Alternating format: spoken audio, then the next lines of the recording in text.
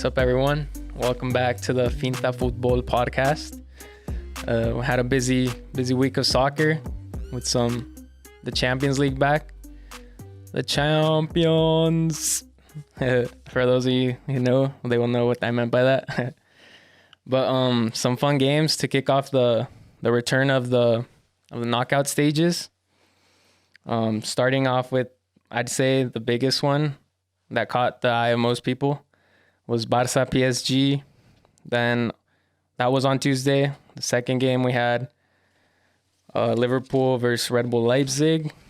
And then today we finished off this week's with Dortmund versus Sevilla and Porto Juve.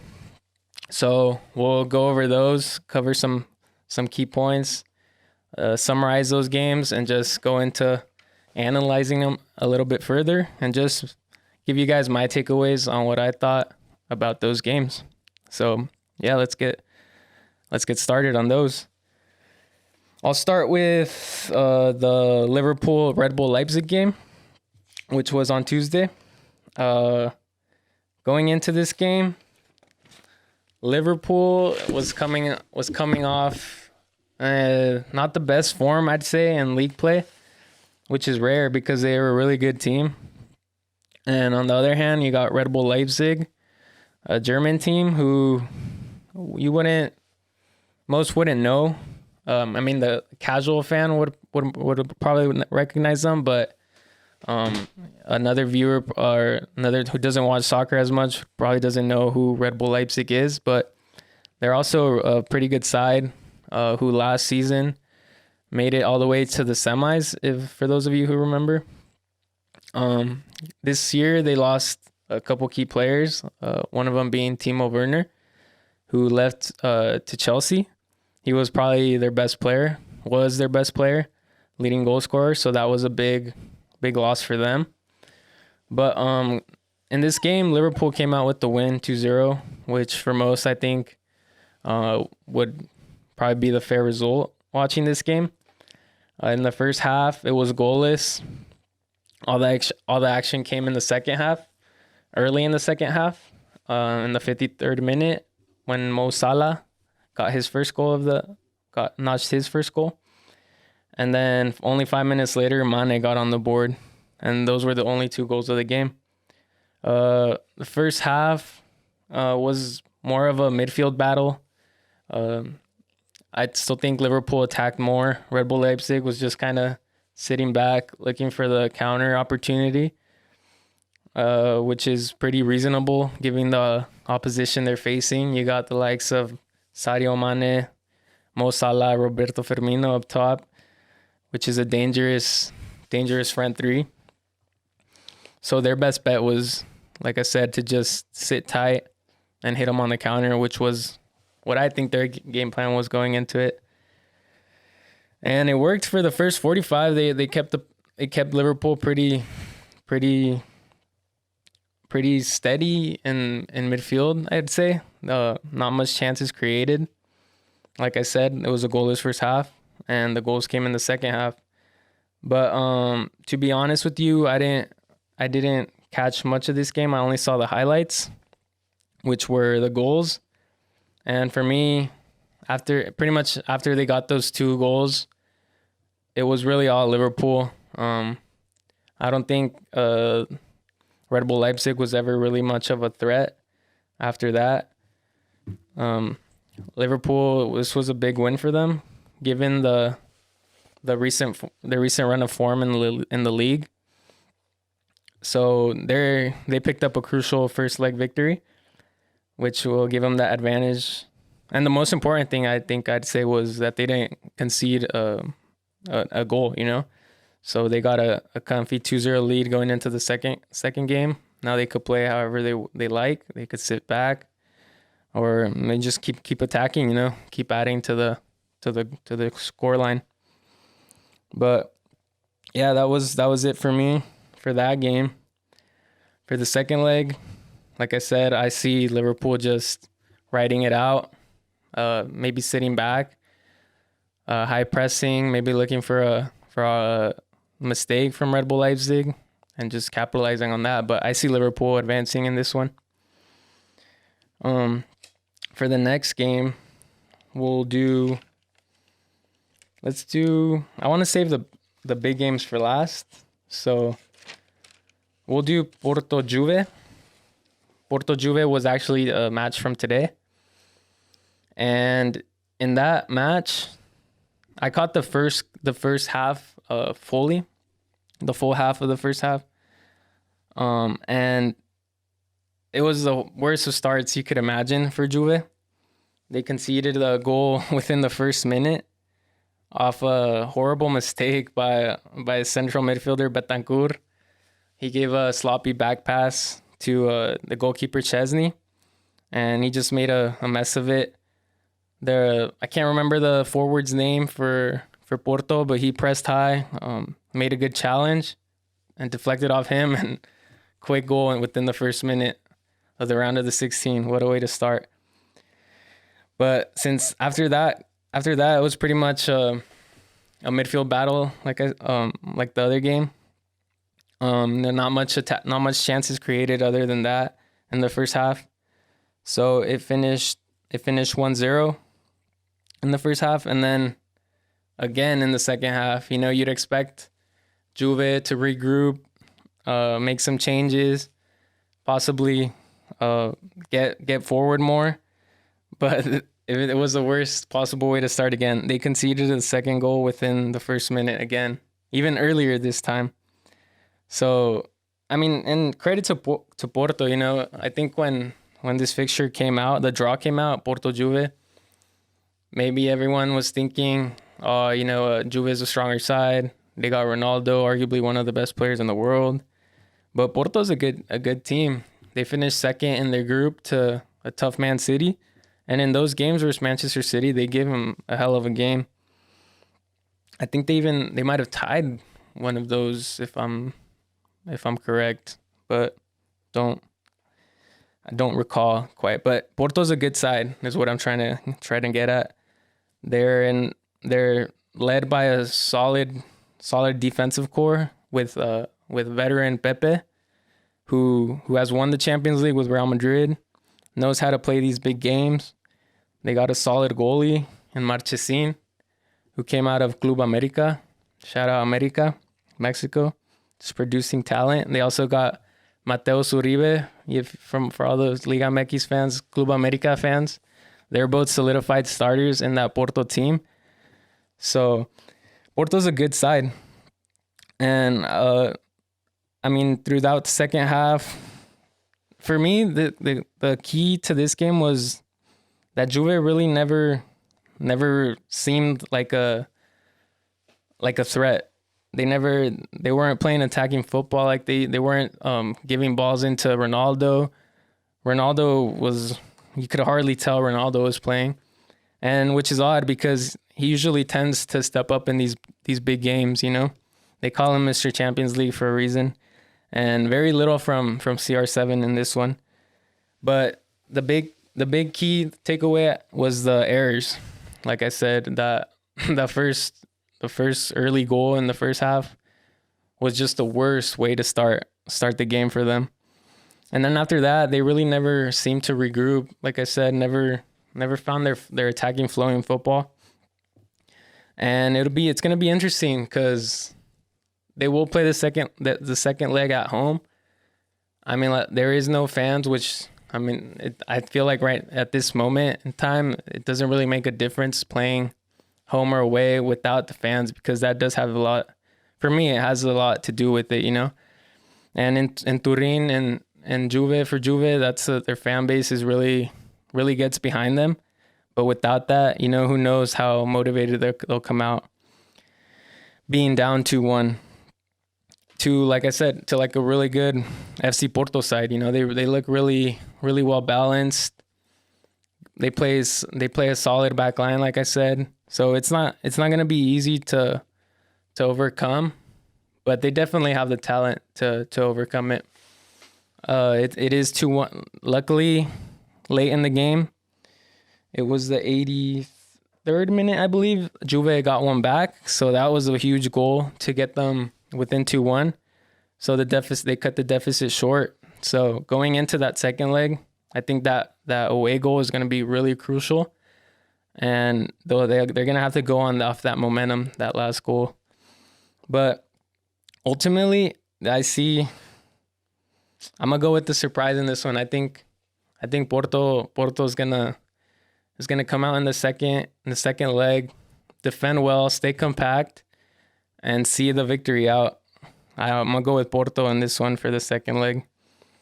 But you never know. You got one of the best players in CR7 there. He always seems to step up in these big games. So I wouldn't be surprised if Juve comes back either. But that was a fun game, surprising result. In today's game, that was from today. Moving on to the third game, which was also today. This game was fun on paper. This game, two equally, I'd say. Actually, no. Sevilla versus Dortmund. In this game, going into it, the reason why I think Dortmund, this was actually a huge win for Dortmund. They picked up the victory 3-2. But Sevilla came out with the lead 1-0 early. But going into this game, I had Sevilla probably as an easy favorite, to be honest with you. I was thinking maybe like a 2-0, 3-1 result. But it was anything but that. My reason being for having that train of thought, was because Dortmund, going into this game, wasn't playing the best of soccer. I wouldn't say a crisis, but they're in really poor form. In the league, they're sitting 6th in the Bundesliga, like 10 plus points off first place FC Bayern. They're 3 points off the Champions League groups. But that's the reason why I had Sevilla going into this game winning easily, because Dortmund, just for the fact that Dortmund wasn't playing the best soccer. And it looked like it was going that way early, because Sevilla, like I said, picked up the early lead off a strike from Suso in the 6th minute, which was a deflection. But still, that was an early blow for Dortmund. Once I saw that goal going, I was like, it's going to be like I predicted, Sevilla's going to walk through this game. But Dortmund responded well.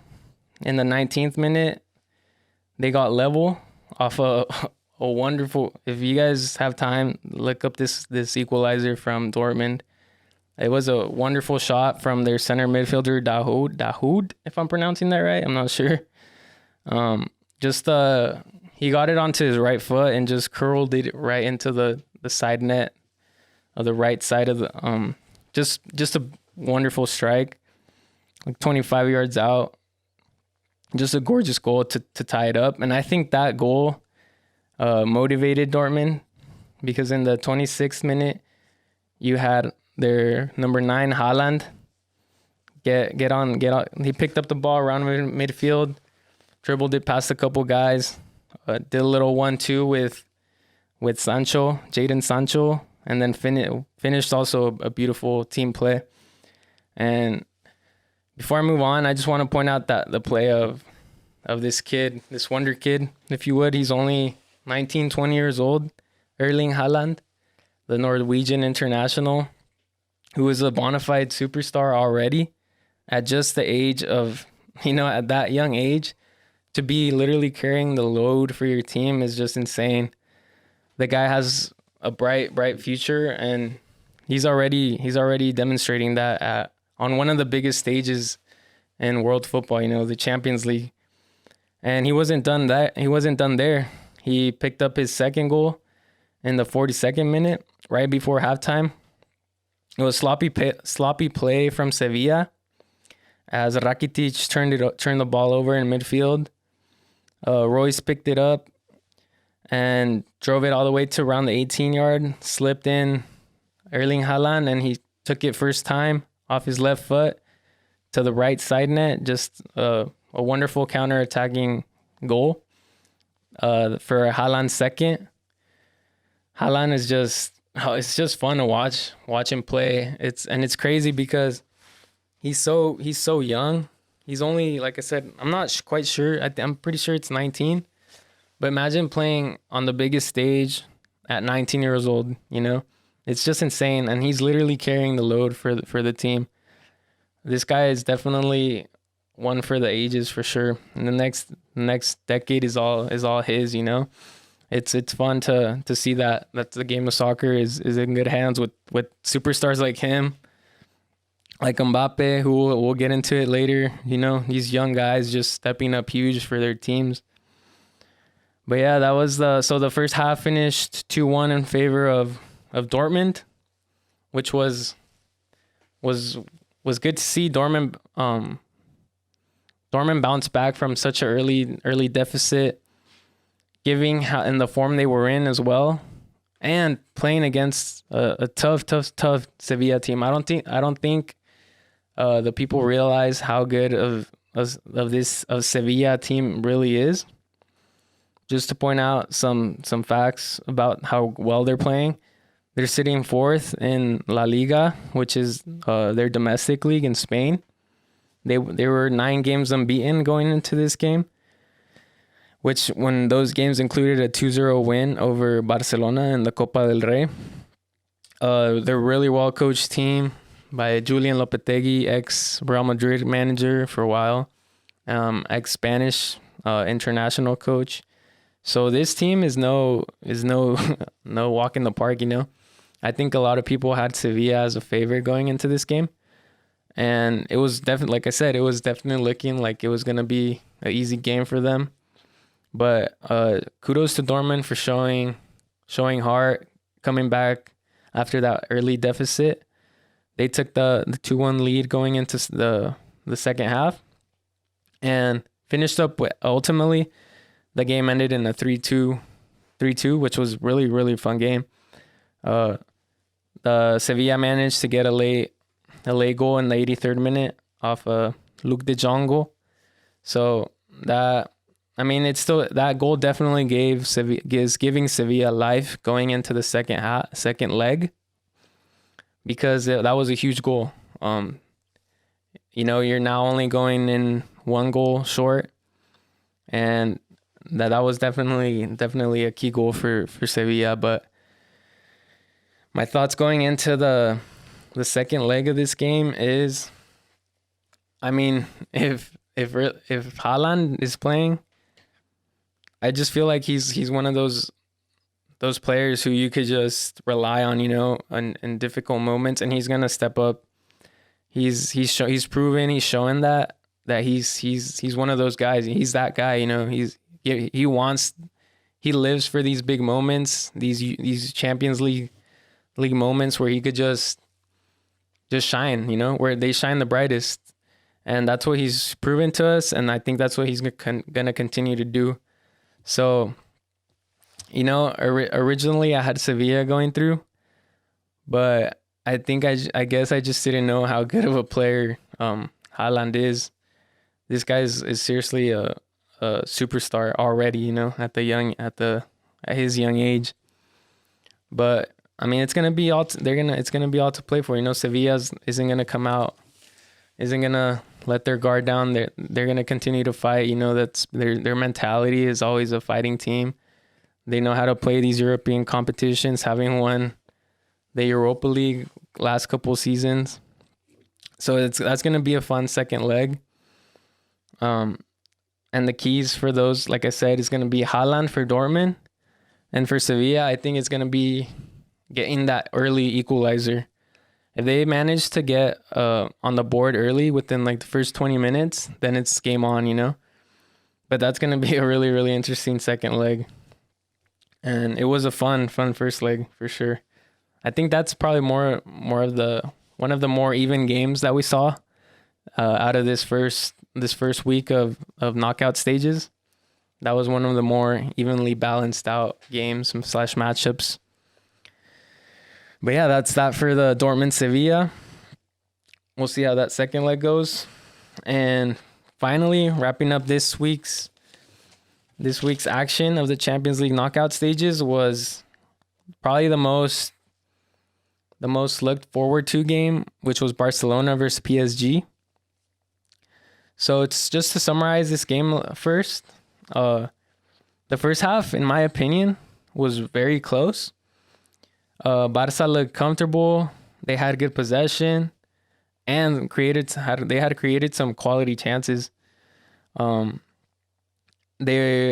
in the 13th minute, I think Griezmann should have scored. He was 1v1 versus Keylor Navas, and how he managed to hit it right at him, I don't know. I think that was that should have been a goal. For someone of Griezmann's caliber, that should have been a goal, in my opinion.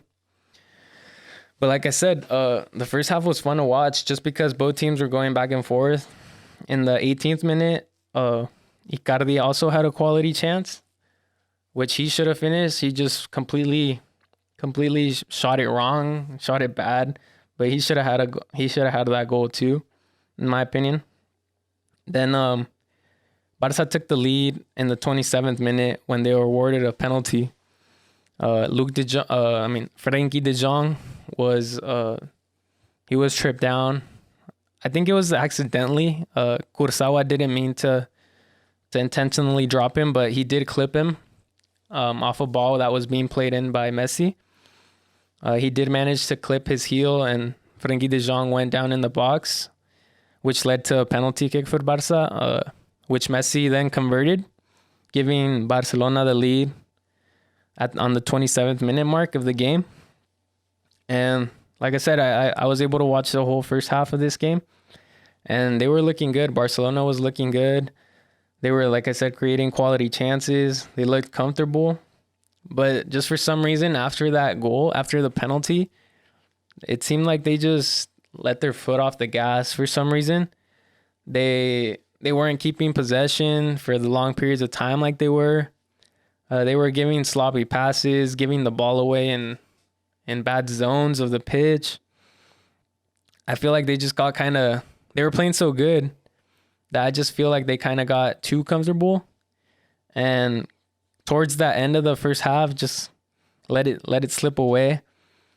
And it showed because only 5 minutes later, PSG got the equalizer off a Mbappe goal. And you can't do that.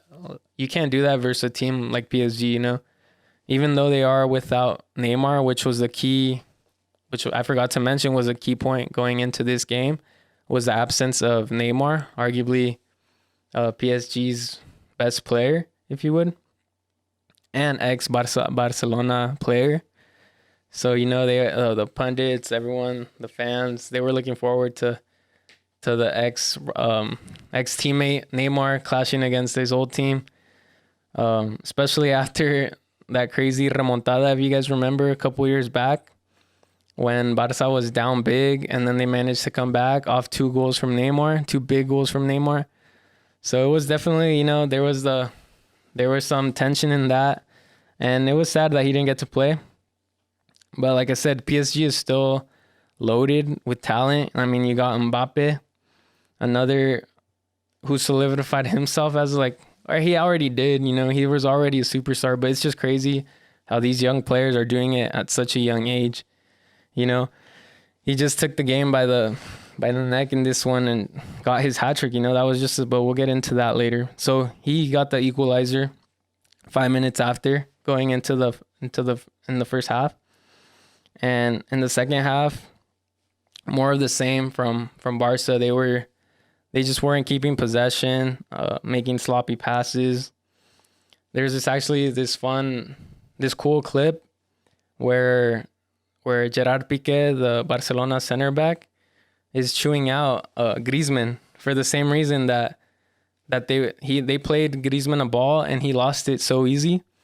And you hear the fun thing that without having the fans is that you could hear all the players arguing, not arguing, but you could hear them talking, you know, how they communicate on the soccer field, which is really nice. You could hear the coaches on the sideline giving instructions. And as a soccer fan, I think that's great, you know. We've never been used to that. And on the highest level, it's so intense, the way these guys are screaming at each other, the way the coaches are giving instructions. I think that's one of the cool things about Obviously fans make the game better, but I think that's a cool thing that this pandemic has brought, is just giving those sounds of the game, just the raw emotions during a game. And there was this clip where like I was saying, Gerard Piqué is chewing out Griezmann for not keeping possession of the ball, and in their typical Spanish lingo, he chews Griezmann out, telling him to keep the ball because they weren't keeping the ball, and PSG was just coming at them relentlessly, chance after chance after chance, and ultimately, it was gonna lead to a goal, which it did. They got the goal in the 64th minute, off another Mbappe goal.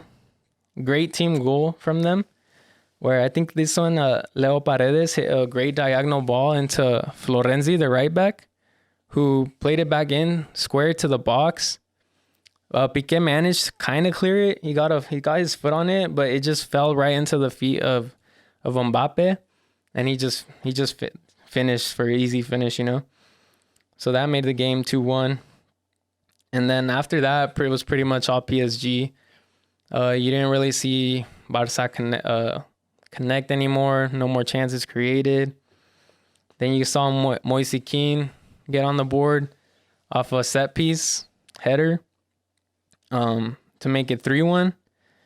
And then late in the game, in the 84th minute, Barcelona's chasing the game, and off a counterattack, Mbappe just torches Barca for his hat trick.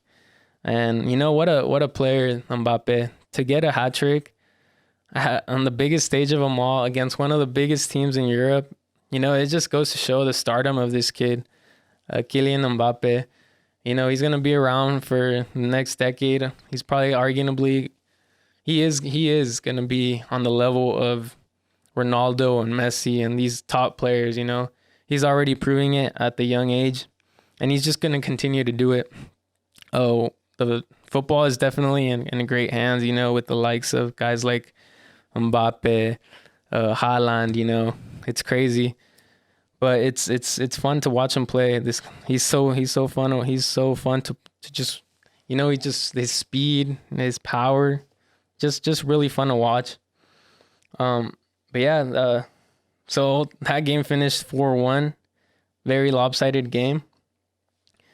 I don't think anyone was expecting that lopsided of a result. For me, especially going into this, I saw Barca as a favorite just because of the fact of the great form they were going in. They were 7 unbeaten, 7 straight league wins, which is huge. They were coming off from playing bad, then to picking up the form. Griezmann was looking good, finally scoring, looking like he's settling in. Messi was starting to play better, coming off those 2 golazos that he had just gotten. So I saw Barca as a favorite, and especially with the absence of Neymar was just added to that, But PSG was just showed more heart, more resiliency in this match for me. Barca kind of looked, after they conceded that first goal. They just never really seemed to pick back up. But I think that just goes to show that this Barca team isn't where they should be, For the standards of the club, it just goes to show that they're still in bad form as a team. They need work done. They need more pieces. They need to refurbish the squad because it's not good enough to face teams like Paris Saint-Germain, who invest a lot of money into their squads. So, yeah, PSG picks up. It's gonna be really hard for Barca to come back off of a 4-1 deficit. But crazier things have happened, But I just don't see Barca having the squad to come back off of 4-1 loss, Especially how PSG looked, and they're going back to their home, So, and I think Neymar is probably going to be back for that game. I believe. So that's just added to that. It just makes it even more tough, But yeah, the biggest game going into this knockout stage was probably the more lopsided one. But it was fun getting back into the Champions League. You know, it's the greatest competition in soccer, the best stage of them all, the brightest lights. It was fun to get that competition kicked off again. And the rest of the games will be played next week, on Tuesday and Wednesday as well. I'm not quite sure the matchups, but I'm just excited that the Champions League's back. Thought it was important to do a little recap of that, just my thoughts on those games. But yeah, that's pretty much all I had set up for today's podcast. Yeah, let me just making sure. Yep, that's pretty much all I had. But we'll probably be back with another recap next week on the rest of the games. But we'll see how the second legs go. Of course, they are 2 legs. But yeah, that was pretty much all I had. So yeah, shout out to everyone for tuning in. I appreciate it again. I'll always say that. Those guys everyone who gets back to me, you know, with their feedback, it means a lot. Hopefully you guys enjoy it, and just like I said, these games are fun, you know, the Champions League. So we'll see how the rest of the games go. That was it for me. I appreciate you guys, and see you guys in the next podcast. Thank you.